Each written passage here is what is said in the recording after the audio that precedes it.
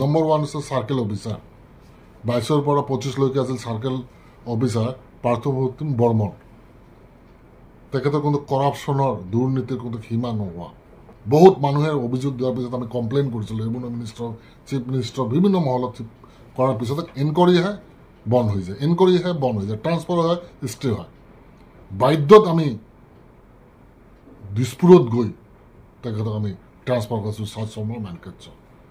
আজি যে ছোৱালীৰ কেছটো গৈছে যে ছোৱালীৰ লগত এটা বেয়া ৰিলেশ্যন আছে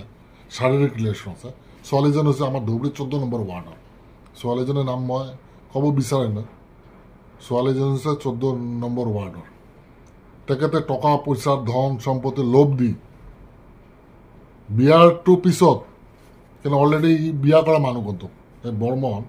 চাৰ্কেল অফিচত ধুবুৰীত যেতিয়া আছিল বিয়া কৰা মানুহ তেখেতৰ ৱাইফো ইয়াত চাকৰি কৰে সেইকাৰণে তাৰ লেভেলটো বেছি যে মই দিছপুৰ ফুললি মোৰ পকেটত হৰজত মণ্ডল নুৰ ইছলাম মণ্ডল আসমান মানে যে চকুটো কণা কৰি এইটো মণ্ডল এইটোতো বদমাছ চহৰৰ মানুহ যিটো অত্যাচাৰ কৰিছে হাৰাৰ শাস্তি কৰিছে যিটো লুটিছে ভয় দেখায় আৰু এটা আছে নুৰ হক এই চাৰিজনে